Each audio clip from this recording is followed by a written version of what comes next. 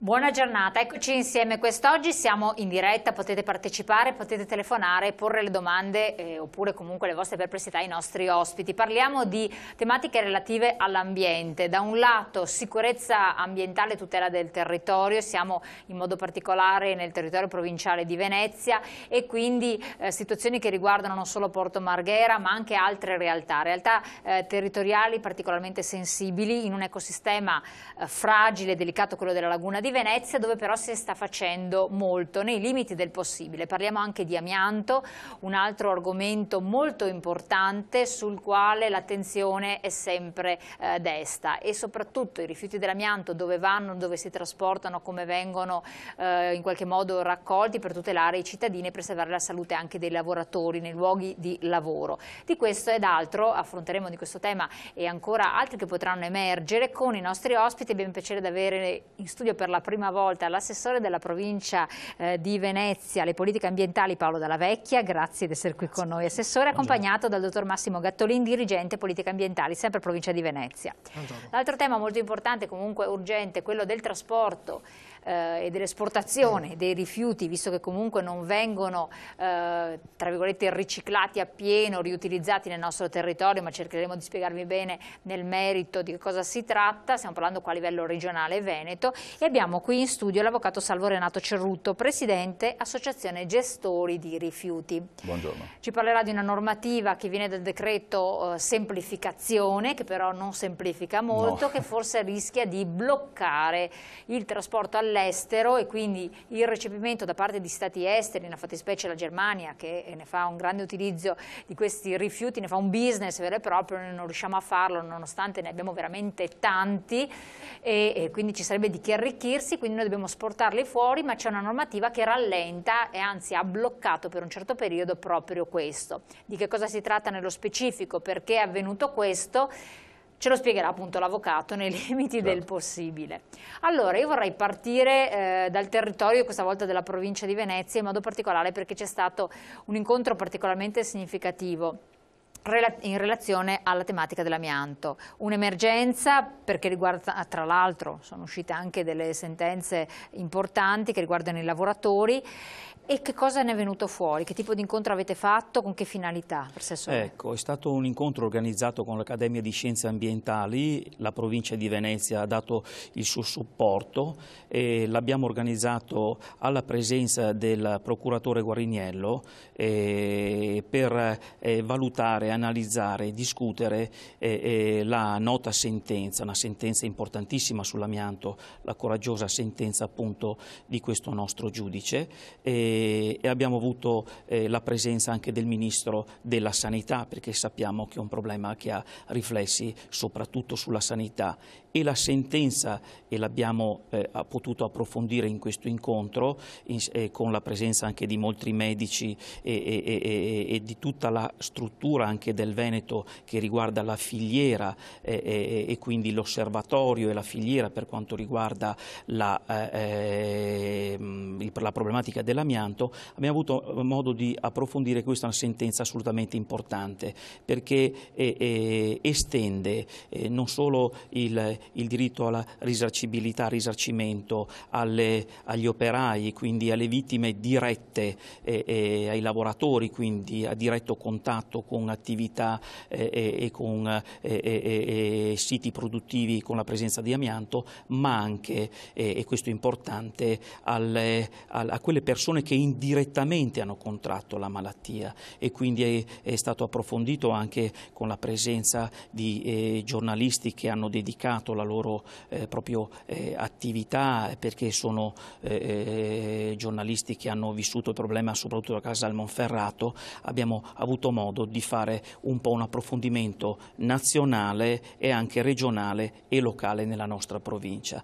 Il problema è un problema sostanzialmente importante perché l'amianto è ancora diffuso e noi abbiamo sostenuto con Legambiente la campagna Ethernet Free, che è una campagna sostanzialmente volta a sostituire le coperture degli edifici ad uso abitativo ma anche e soprattutto artigianale e industriale con la sostituzione con pannelli fotovoltaici, quindi quindi una campagna che in qualche modo accelera i processi di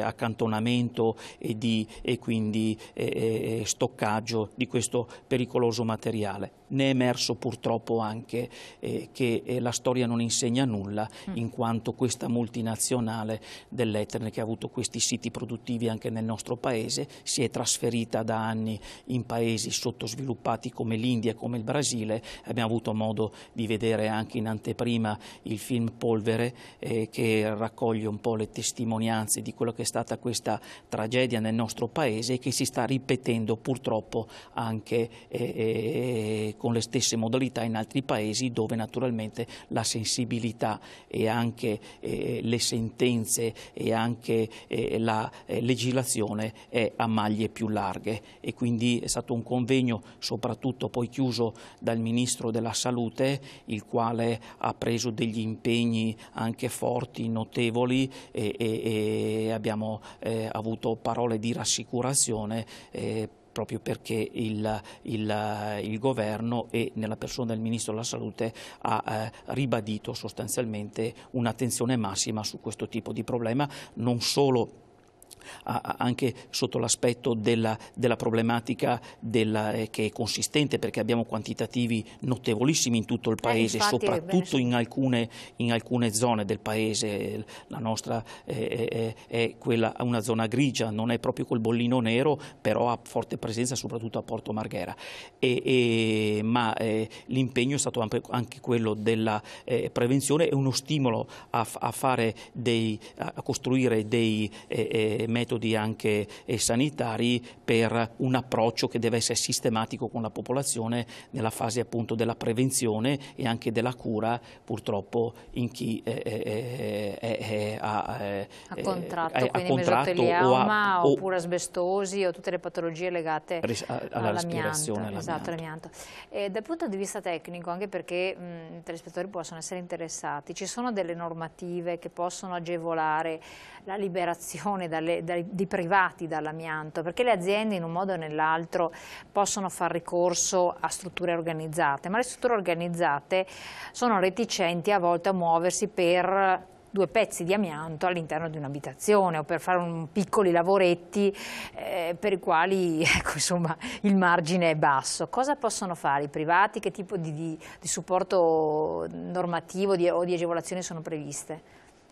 In effetti è un problema anche questo per i privati, perché se è vero che una grossa impresa o chi ha comunque delle superfici ampie da dover bonificare, magari usufruire degli incentivi che ci sono, la campagna Eternit Free di cui parlava poco fa l'assessore ne è un esempio, per i piccoli cittadini, chi ha le piccole superfici, risulta certamente una seccatura, anche se doverosa da affrontare, più che per altri. Ma perché poi si vede vicino alle cose di rifiuti, si vedono queste cose che sono pericolosissime. Quindi...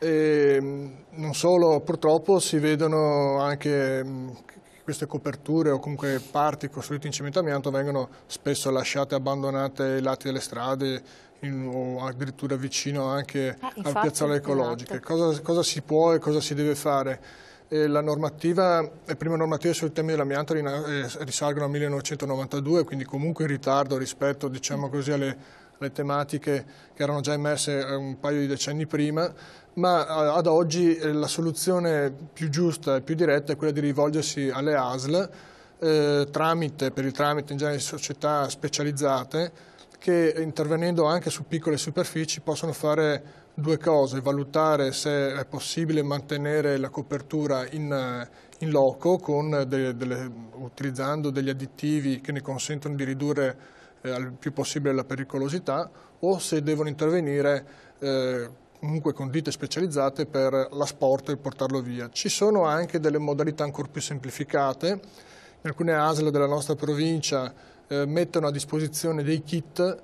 compresi di tute monouso, mediante i quali il cittadino può asportare piccole parti di amianto, può essere anche una canna fumaria all'interno, una vecchia canna fumaria o vecchia condotta all'interno delle proprie abitazioni. Ma lo può fare il privato cittadino e non è rischioso? Lo può fare il privato cittadino, ovviamente all'interno di un sistema di regolamentazione che mira soprattutto a mantenere in sicurezza l'opera del cittadino stesso e poi lo deve smaltire ovviamente attraverso i siti individuati. Esatto. Le informazioni a questo riguardo, stiamo parlando solo del territorio provinciale di Venezia, che però è già qualcosa, dove si possono trovare? Nel sito? Sì, si possono trovare nei siti, ci si può rivolgere certamente alle sedi dei propri comuni e ci si può rivolgere certamente alle ASL, che sono deputate in questo caso a valutare e a fornire le indicazioni in questo senso. Ecco, le ASL, quindi liberarsi dell'amianto, rivolgersi alle ASL, non trascurare il problema, perché poi quando avviene questo sbriciolamento basta una piccola particella, respirarla, e questa può essere veramente mortale. Avvocato, mi rivolgo a lei perché so che sei esperto anche di sicurezza nei luoghi di lavoro, per cui ha una competenza estesa. C'è una sufficiente prevenzione, conoscenza allo stato attuale nei luoghi di lavoro per questa problematica? Conosciamo poi anche il tipo di attività del nostro territorio, non sono le grandissime aziende dove ci dovrebbe essere una certa solerzia, anche se abbiamo visto che le Ferrovie dello Stato hanno provveduto con dei tempi che lasciavano a desiderare. Beh, questo involge il problema della formazione sul luogo di lavoro, e la normativa, il testo unico sulla sicurezza sul lavoro, il decreto 81 del 2008, ma già la 626 prevedeva l'obbligo per il datore di lavoro di fare formazione e formazione specifica. Rispetto al passato ci si è resi conto che bisognava alzare il livello di informazione e di formazione, e quindi sono stati coinvolti anche figure quali dirigenti che prima erano esclusi dall'obbligo di formazione. Per quanto riguarda l'amianto, ricollegandomi a quello che diceva l'assessore, la presenza di amianto sul territorio veneto e nazionale in generale è ancora molto elevata, benché l'amianto ormai sia stato bandito intorno agli anni 80, ce n'è ancora molto, e questo perché tante volte le troviamo nelle coperture dei tetti, che notoriamente hanno una vita abbastanza lunga. Paradossalmente li troviamo tanti anche nelle regioni del nord, a Bolzano, in quelle zone lì dove la cura per l'ambiente è elevata, perché insomma, quando si utilizzava perché era un materiale molto flessibile, molto duttile, lo utilizzava Trenitalia nei convogli ferroviari, per cui era molto usato, e ancora ad oggi, ad oggi sarà stato rimosso il 20-30% al massimo, questo per dare l'idea. 20-30%, è pochissimo. C'è ancora tantissimo amianto in giro. Va detto, per dare un'informazione corretta, che l'amianto di per sé non è mortale.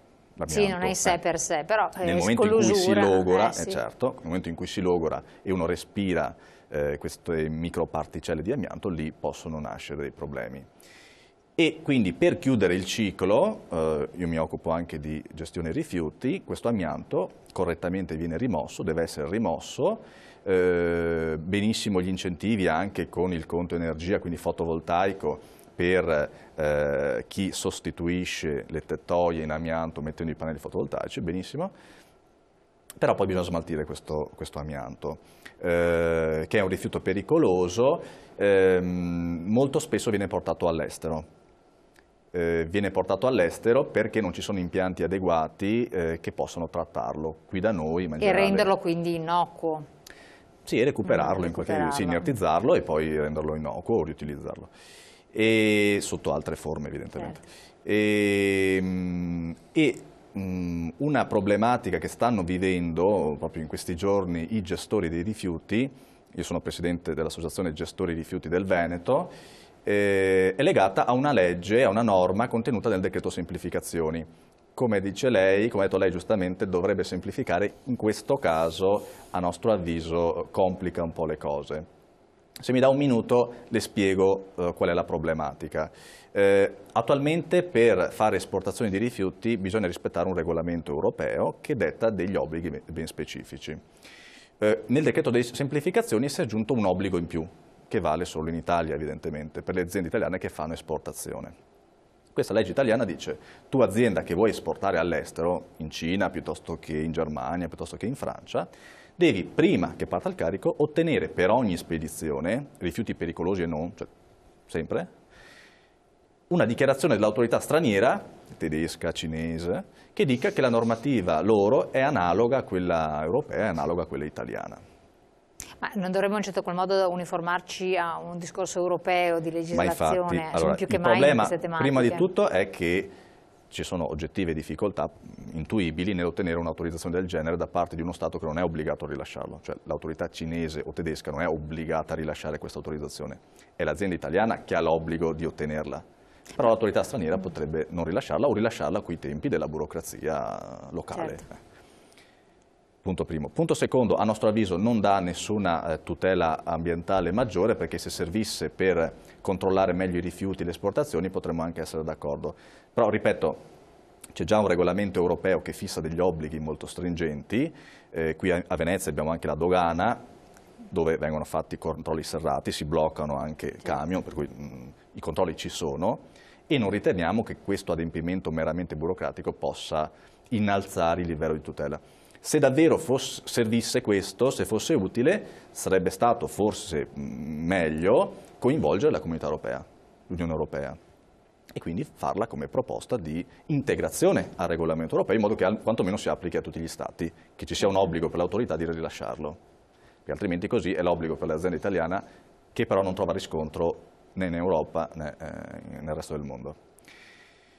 Quindi è un obbligo non previsto dalla normativa europea e noi chiediamo che venga cancellato questo obbligo o quantomeno limitato, se proprio lo si vuole tenere, ai rifiuti più pericolosi, a determinate categorie di rifiuti pericolosi. Ma perché si applica a tutti. Perché, visto che è una norma recente, è stata emanata e formulata in questi termini? Ce lo chiediamo anche noi perché è stato un colpo di scena che nessuno si aspettava e che non si sentiva la necessità. Tra l'altro è stata introdotta dalla legge di conversione del decreto legge, cioè il decreto legge originario non prevedeva nulla. Il decreto legge va convertito in legge entro 60 giorni da una legge. Questa legge di conversione ha previsto questo obbligo, modificando il testo unico, cioè però attenzione, chi fa esportazioni per tutti i rifiuti e per ogni spedizione deve ottenere questa dichiarazione. La nostra associazione non è l'unica che ha segnalato questa cosa. Ci sono altre associazioni anche a livello nazionale, anche con molti più associati, che hanno chiesto al Ministro sia dell'Ambiente che dello Sviluppo Economico, quindi Clini e Passera, un tavolo tecnico per discuterne, ma niente, si è andato avanti. La norma, notizia di ieri, mi è arrivata sul tavolo la comunicazione che la legge, questa norma è stata approvata in via definitiva, quindi ormai è questione di giorni, è legge dello Stato, entra in vigore, per ogni spedizione bisognerà fare questa dichiarazione. Secondo lei, Assessore, come mai questo? Perché poi rende tutto un po' più difficile, pensiamo poi a quei rifiuti che vengono dal sud Italia, che sono anche...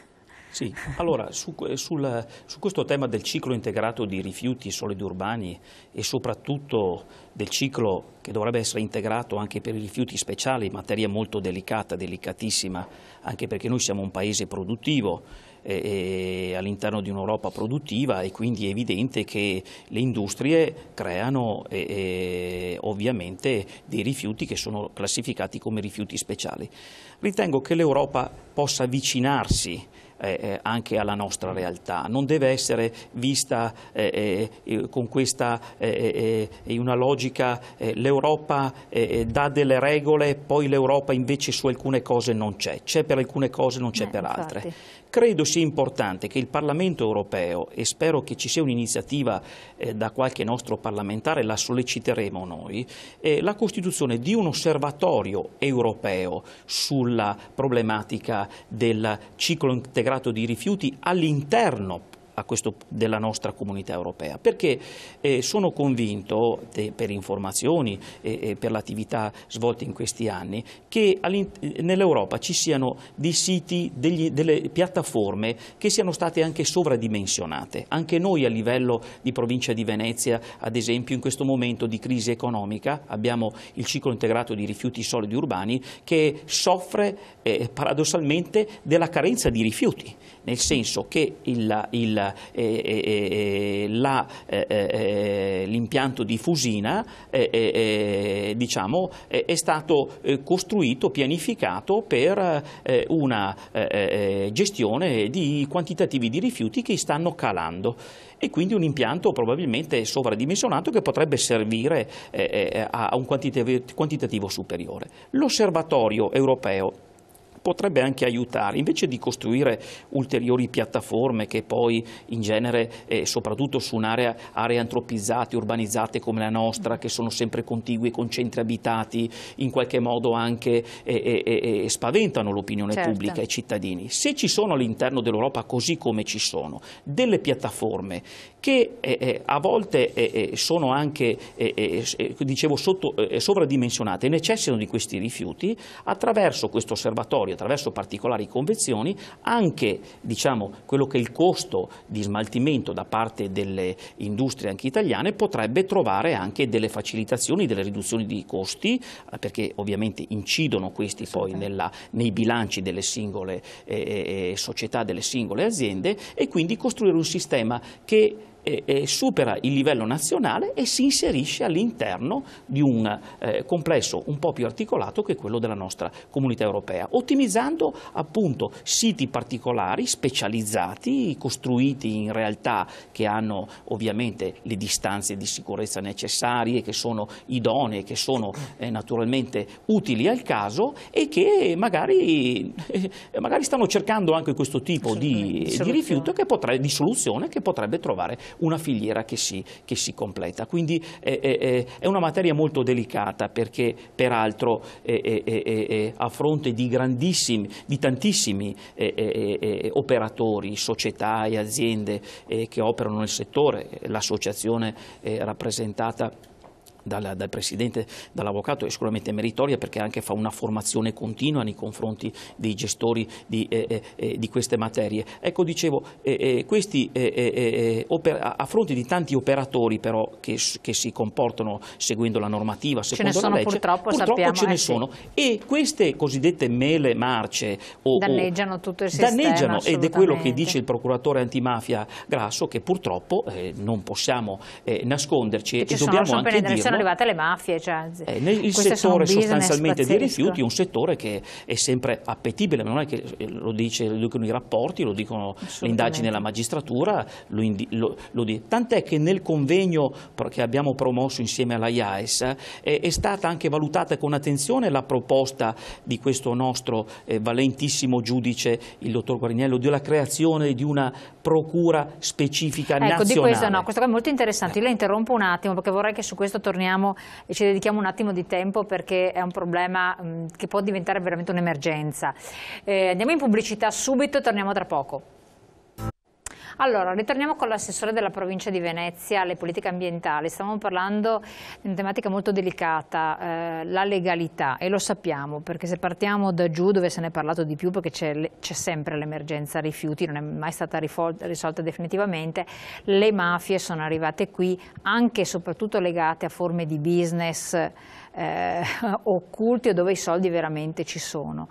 Quindi questo tema è stato affrontato anche a livello nazionale con la presenza del procuratore generale? Sì, il tema è stato affrontato, perché c'è questa proposta che io ritengo debba essere assolutamente sostenuta, però non è sufficiente. Io ritengo che questo tema della legalità e della cultura della legalità debba essere portato a tutti i livelli.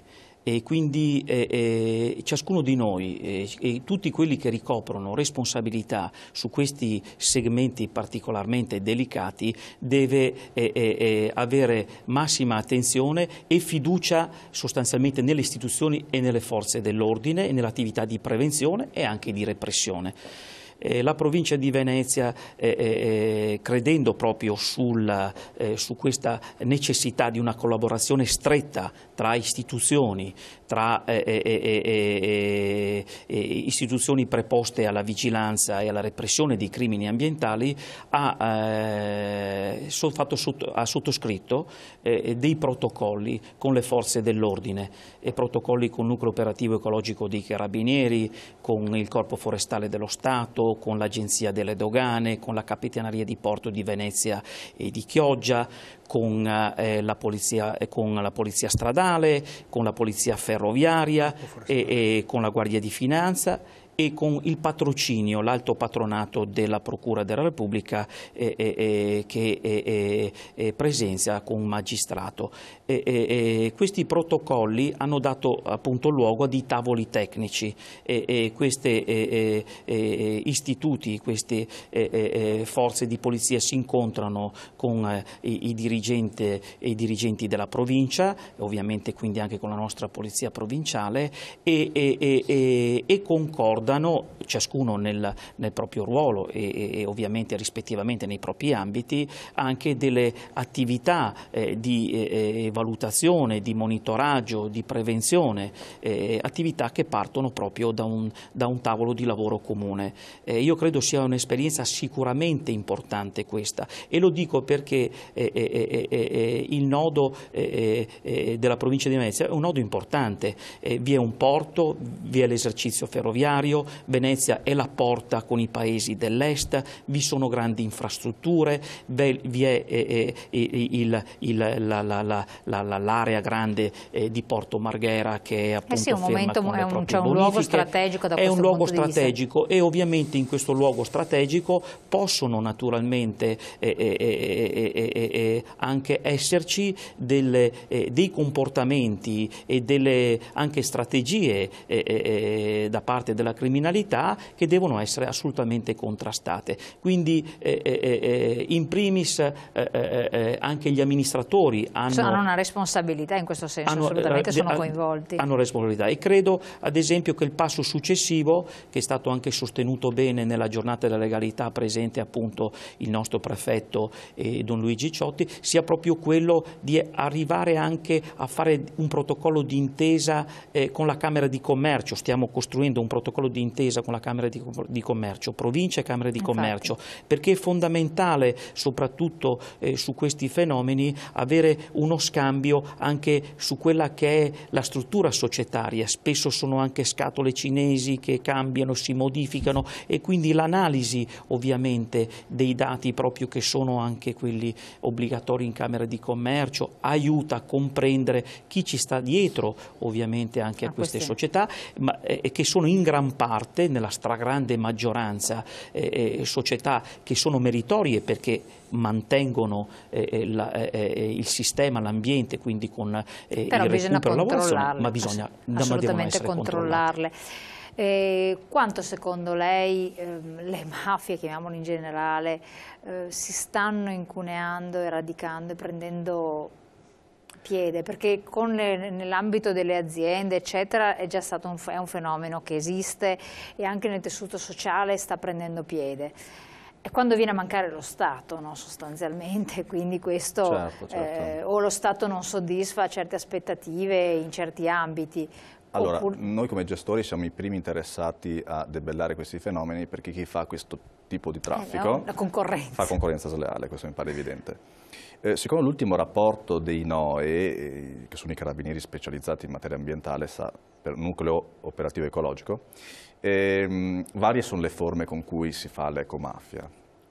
Uno di cui, cioè in maniera diciamo più eclatante è quella per cui il proprietario di un terreno si mette d'accordo con chi deve smaltire dei rifiuti e li interra. No? E questo ne abbiamo visto di tutte e di più, in varie aree, non solo a Venezia, ma nel Vicentino e quant'altro. Questo in maniera più eclatante. Poi ci sono metodologie più, tra virgolette, raffinate, cioè meno visibili alla collettività.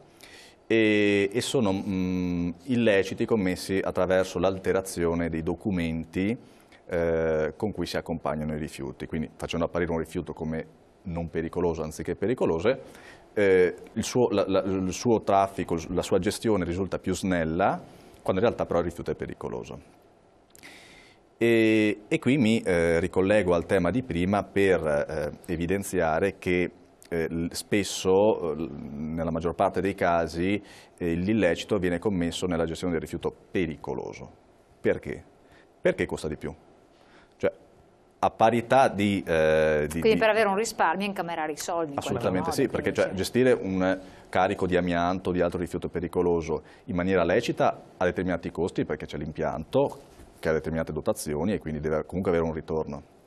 smaltirlo in maniera illecita, cioè interrandolo nel terreno, certo, ovviamente a prezzi assolutamente molto più bassi. E quindi è proprio sui rifiuti pericolosi che bisogna alzare la guardia. E riagganciandomi a quello che dicevo prima, ahimè, quel provvedimento che è stato approvato credo che non dia nessun aiuto sotto profilo ambientale, anzi paradossalmente potrebbe aiutare chi fa questo tipo di attività. Adesso non vorrei sembrarle esagerato, però nel momento in cui si fa più fatica a esportare rifiuti, e noi per la maggioranza esportiamo rifiuti pericolosi, perché per i non pericolosi siamo abbastanza autosufficienti. Per i non pericolosi invece ne esportiamo tanti, le pensi ai RAEE, cioè ai rifiuti da apparecchiature elettriche e elettroniche, inerti pericolosi, amianto, eccetera, filtri dell'olio pericolosi. Quindi un provvedimento che mi va a ostacolare l'esportazione di questi rifiuti crea un problema nel gestire questi rifiuti e quindi potrebbe alimentare gli appetiti di qualche organizzazione criminale. Cioè più la cosa è difficile, più complicata, più trovo una via perché non semplice riesco per eliminarli. a portarli fuori, allora qualcuno magari mi potrebbe proporre. Quindi anche per questo motivo chiediamo che venga rivista assolutamente questa norma. Anche se ormai è norma. Anche se ormai sì, è stata approvata, per cui ecco, bisognerà necessariamente applicarla, insomma. Poi bisogna stabilire anche come, perché è una dichiarazione dal contenuto indefinito, non si sa neanche a chi chiedere questa dichiarazione, perché bisogna ottenerla da un'autorità, però non si capisce se sarà il Ministero, una provincia, una regione straniera. Non si sa, bisogna ottenere questa dichiarazione. Esatto. Io voglio sapere, ma secondo lei dal punto di vista tecnico, lei che ha da fare tanto con le normative, con le leggi, non c'è un ingorgo normativo, una complessità tale proprio in quest'ambito dove bisognerebbe cercare al massimo di semplificare per evitare poi di incorrere in queste situazioni? Dal lato per le aziende, per gestori, per questo, perché ci stiamo impastoiando veramente. C'è stato un convegno molto significativo proprio tenuto a Porto Marghera, dove erano coinvolti gli imprenditori industriali di Confindustria e dove si parlava appunto di semplificazione, necessità di semplificazione normativa per consentire alle aziende di intervenire, di operare correttamente e nel contempo di creare anche business da un certo tipo, ma nel senso business positivo, quindi secondo lei come la vede di dentro, da tecnico?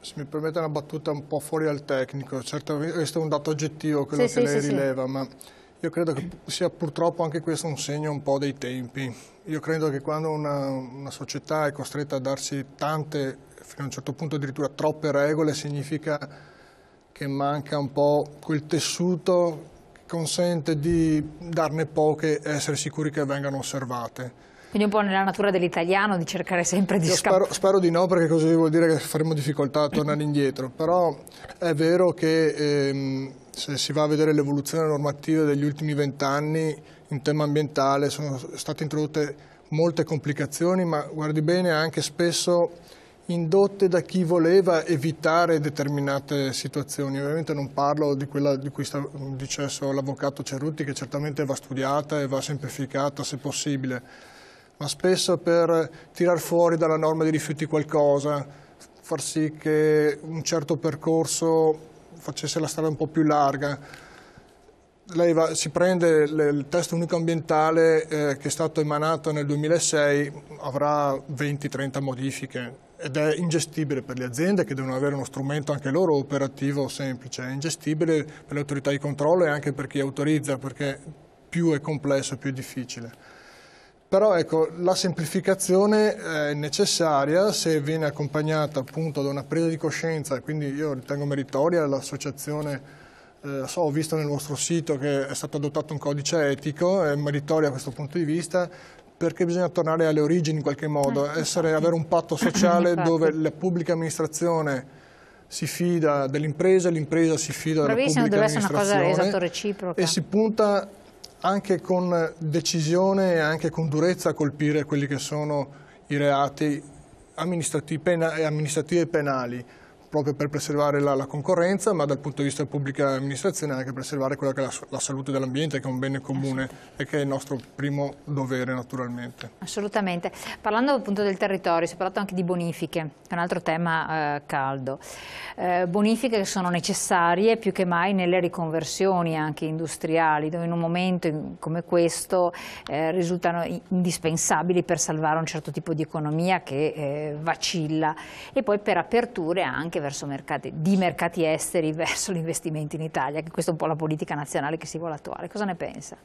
Diciamo che il tema per noi è attualissimo perché Porto Marghera è in attesa appunto. È fermo lì praticamente, è morto. È fermo proprio, è fermo. Sì. È fermo. In questi anni sono state fatte quasi tutte le caratterizzazioni, quindi si sa tutto quello che c'è sul sottosuolo di Porto Marghera. Porto Marghera la rappresenta in qualche modo un compendio di quello che non si doveva fare, perché fino a 20 anni fa era luogo deputato per poter inquinare acqua, aria, suolo, sottosuolo, quasi fosse, diciamo, slegato dalla laguna, slegato dalla città della terraferma, e purtroppo poi questo tipo di percorso l'uomo lo sta facendo in paesi dove la legislazione deve ancora essere costruita con quel rigore necessario per preservare appunto ambiente, che è un bene comune, salute, che è ovviamente strettamente correlata. Quindi abbiamo la consapevolezza di tutti i veleni che ci sono, la possibilità quindi di intervenire con le bonifiche. Il 16 il Ministro dell'Ambiente ha convocato sostanzialmente Regione, Comune e Provincia per la sottoscrizione di un protocollo che dovrebbe segnare il passo di un cambio di marcia auspicabile rispetto ovviamente ad investimenti che sono significativi, perché ovviamente le bonifiche passano poi per sicuramente procedure più semplificate, ma anche con impegni finanziari non da poco, non possiamo nasconderci la testa sotto la sabbia. Infatti, dopo parleremo anche di costi, di impegni finanziari, che margine abbiamo, pubblicità tra poco. Allora, abbiamo pochissimo tempo a disposizione, due cose sono importanti. Da un lato capire gli investimenti, soldi ce ne sono perché tagli da tutte le parti, gli enti pubblici poi stanno raschiando il fondo. Per questa tematica c'è qualcosa? Questa tematica gli enti pubblici hanno l'obbligo di cercare di semplificare al massimo, e dicevo la prospettiva di questo nuovo protocollo che ci slega un po' dal peso del gravame del legame del sito di interesse nazionale, quindi un rapporto diretto soltanto con Roma, quindi dà più autonomia agli enti locali, sicuramente importante. C'è poi una proposta di legge proposta dal dottor Casson, già giudice a Venezia, per la riforma della legge, una rivisitazione della legge speciale su Venezia. Anche questa dà un ulteriore elemento di superiore. Ovviamente poi gli investimenti fanno il paio con la stretta economica che c'è, e per cui è da augurarsi tuttavia che, semplificando un po' le procedure e avendo anche la possibilità di suddividere, ci sono zone più inquinate, zone invece che l'inquinamento è più alleggerito, cominciare magari dove le bonifiche possono costare meno, e quindi riappropriarsi del nostro territorio e riqualificarlo.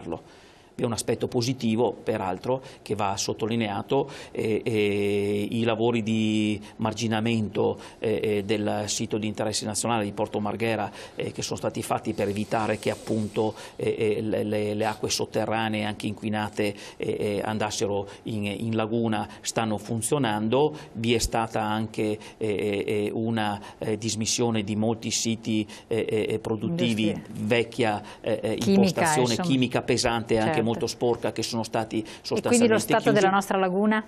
Lo stato della nostra laguna sta migliorando, fortuna. Quindi la natura si sta rigenerando velocemente. Naturalmente l'uomo deve darle anche una mano, perché se continua a vedere il rapporto uomo-natura come un rapporto di conflitto, quando invece è un rapporto assolutamente che deve essere di forte legame, di forte correlazione e di grande sensibilità da parte di ciascuno, le cose non cambiano. Cosa dice lei da questo punto di vista? Quindi gli aspetti economici, di budget da gestire, ce la si può fare con quel che resta? Guardi, le cifre che erano state prospettate per la bonifica di Porto Marghera sono a talmente tanti zeri che forse tra me e lei non basterebbe lo spazio. Quindi è utile creare quei meccanismi. Qui sì, la semplificazione è importante perché possono essere attratti gli investimenti.